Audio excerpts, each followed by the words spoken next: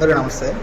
ఇప్పుడు ఎక్కడ చూసినా రోజు రోజుకి పోలీసుల మీద నమ్మకాలు అనేవి పోతున్నాయి. ఇప్పుడు ట్రాన్స్ఫర్లు, డిస్మిస్లు, సస్పెండ్లు, అసలు ఏం జరుగుతుంది? ఈ పోలీసు వ్యవస్థలో ఏం జరుగుతుంది? ఇది ప్రభుత్వం వైఫల్యమా? పోలీసులు రోజు రోజుకి విలువలు కోల్పోతున్నారా? లంచాలు తీసుకున్నారని ఇలా ఎన్నెన్నో సామాన్యుడికి పోలీసుల మీద నమ్మకం అనేది లేకుండా అవుతుంది. నిన్న తమిళనాడులో ఒక సంచలనమైన విషయం జరిగింది. 9 మంది పోలీసులు మరణశిక్ష విధించారు కోర్టు.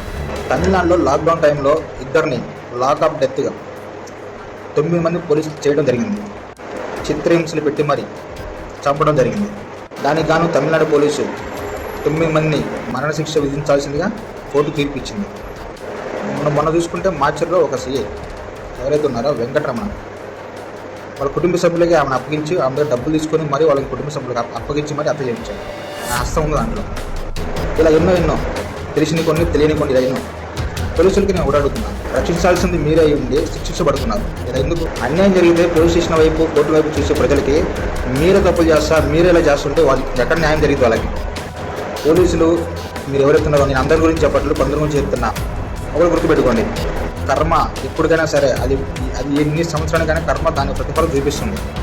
మీరు ఈరోజు తప్పించుకొని ఉండొచ్చు, ఈ సంవత్సరం తప్పించుకొని ఉండొచ్చు, కానీ శిక్షని తప్పదు.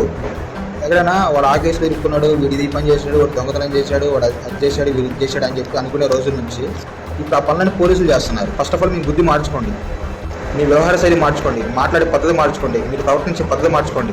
ఇప్పటికైనా దయచేసి పోలీసు అన్నదమ్ములారా ఆలోచించండి. మీకంటే ఒక ఫ్యామిలీ ఉంది.